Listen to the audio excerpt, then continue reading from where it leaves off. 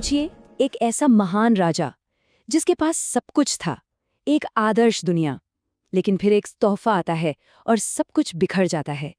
ये कहानी उसी राजा की है जिसके जीवन में एक तोहफे ने ऐसी उथल-पुथल मचाई कि वो आत्मखोज के सफर पर निकल पड़ा। तो चलिए, इस कहानी को शुरू करने से पहले खुद भर्तृहरि के ही एक विचार को सुनते हैं। इससे हमें उनके नजरिए की, उनके दर्शन की एक छोटी सी झलक मिल जाएगी। तो बात शुरू होती है प्राचीन और बहुत ही गौरवशाली शहर उज्जैन से। यहाँ शासन करते थे राजा भर्तृहरि। ये वो दौर था जिसे भारत का स्वर्ण युग कहते हैं, और उस युग के शिखर पर थे राजा भर्तृहरि, एक ऐसे शासक जिनकी वीरता और ज्ञान का कोई मुकाबला नहीं था। वो सिर्फ एक राजा नहीं थे, बल्कि एक न्यायप्रिय शासक, एक महान दार्शनिक और एक कमाल के कवि के रूप में उनकी ख्याति दूर दूर तक फैली हुई थी। उनका दरबार विद्वानों का केंद्र था, और भर्तृहरि खुद भी कोई कम नहीं थे। कविता, दर्शन, युद्ध कला, हर चीज में माहिर, सही मायनों में कला और ज्ञान के सच्चे संरक्षक। लेकिन इन सारी चीजों से बढ़कर एक और चीज थी जो उनके लिए सबसे ज्यादा मायने रखती थी। वो था उनका अपनी सुंदर रानी के लिए प्रेम। वो मानते थे कि उनका प्यार अमर है, और यही उनके पूरे जीवन की नींव थी, उसका आधार था। सब कुछ बिल्कुल परफेक्ट चल रहा था, है ना? लेकिन कहानियों में मोड़ तो आते ही है, और यहाँ मोड़ लेकर आता है एक दिव्य उपहार, एक ऐसा तोहफा जो उनके इस आदर्श जीवन को और भी पक्का करने के लिए था, पर असल में वही तोहफा सब कुछ बिखेरने वाला था। तो ये उपहार था क्या? ये था अमरता का फल। एक श्रद्धेय ऋषि ने राजा के मान सम्मान और सत्कार से खुश होकर उन्हें ये अनमोल तोहफा दिया था। इसे खाने वाला हमेशा जवान और जीवित रहता। अब राजा के मन में पहला ख्याल किसका आया होगा? जाहिर है, अपनी प्रिय रानी का। उन्होंने सोचा कि अगर वो दोनों हमेशा साथ रह सकें तो इससे बेहतर क्या होगा, और इसी सोच के साथ उन्होंने वो फल अपनी रानी को दे दिया, ये जाने बिना कि उनका ये एक फैसला उनकी पूरी जिंदगी की दिशा बदलने वाला है। मगर उस फल का सफर रानी पर आकर थमा नहीं। अरे, ये तो बस शुरुआत थी। यहाँ से उस फल ने एक ऐसी यात्रा शुरू की जिसने एक ऐसे धोखे और विश्वासघात के जाल को सामने ला दिया जिसकी किसी ने कल्पना भी नहीं की होगी।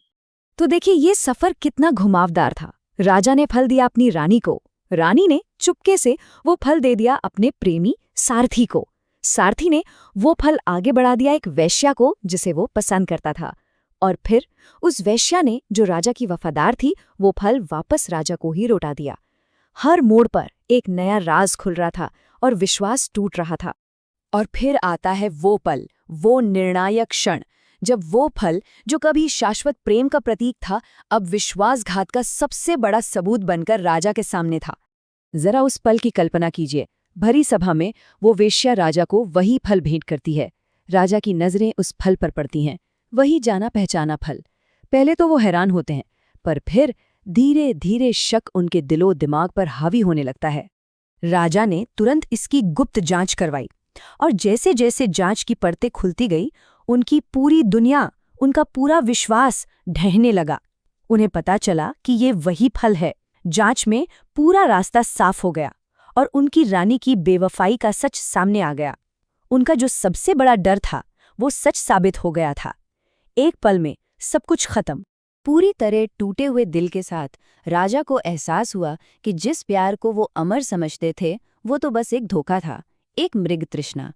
और इसी दर्द में उन्होंने लिखा, ये दुनिया इच्छाओं के एक मृत तृष्णा के सिवा और क्या है। ये जो चोट थी, ये इतनी गहरी थी कि इसने भर्तृहरि को अंदर तक बदल दिया। और यहीं से शुरू हुआ एक राजा के महल छोड़कर एक साधक बनने का सफर, एक सांसारिक जीवन से आध्यात्म की ओर का सफर। और ये कोई छोटा मोटा फैसला नहीं था। भर्तृहरि ने अपना सिंहासन छोड़ दिया, पूरा राजपाट अपने भाई विक्रमादित्य को सौंपा, और अपनी सत्ता, अपनी शक्ति, सब कुछ पीछे छोड़कर चले गए। ये जो बदलाव था, ये कितना बड़ा था, इसका अंदाजा इस बात से लगा सकते हैं। एक तरफ थे राजा भर्तृहरि, जो महल में रहते थे, ताज पहनते थे और श्रृंगार यानी प्रेम पर कविताएं लिखते थे। और दूसरी तरफ थे ऋषि भर्तृहरि, जो जंगल में रहने लगे, साधुओं वाले वस्त्र पहने और वैराग्य यानी त्याग पर लिखने लगे। लगाव से सीधे वैराग्य तक का सफर। तो सवाल ये उठता है कि तपस्या के इस लंबे सफर का नतीजा क्या हुआ। इसका नतीजा था ज्ञान की एक ऐसी अनमोल विरासत जो सदियों बाद आज भी हमारे बीच जिंदा है। उनके पूरे जीवन का सार, उनका सारा ज्ञान, उनकी सारी सीख, ये सब हमें मिलती है उनके 3 महान काव्य संग्रहों में। इन तीनों को मिलाकर कहते हैं शतक त्रय। शतक मतलब 100, तो हर संग्रह में 100 श्लोक है। ये 3 शतक उनके जीवन के 3 अलग-अलग पड़ावों को दिखाते हैं।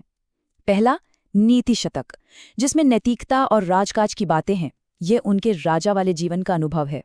दूसरा है श्रृंगार शतक, जिसमें प्रेम और रोमांस की बातें हैं। ये उनके जवानी के दिनों की रचना है। और तीसरा, वैराग्य शतक, जो वैराग्य और त्याग के बारे में है। ये उनके साधु बनने के बाद के जीवन का निचोड़ है। और आखिर में भर्तृहरि को ज्ञान की प्राप्ति हुई। उनकी कहानी सिर्फ एक राजा की कहानी नहीं रही, बल्कि ये मोह भंग से ज्ञान पाने की एक अमर गाथा बन गई। एक ऐसा प्रतीक जो हमें सिखाता है कि कैसे टूटने के बाद भी खुद को जोड़ा जा सकता है। उनकी ये यात्रा हमें सिखाती है कि कभी-कभी गहरी निराशा से ही सबसे बड़े ज्ञान का जन्म होता है। और ये कहानी हमारे लिए एक सवाल भी छोड़ जाती है। भर्तृहरि का भ्रम तो प्रेम था। आज के दौर में ऐसे कौन से भ्रम हैं जो हमें बांधे हुए हैं?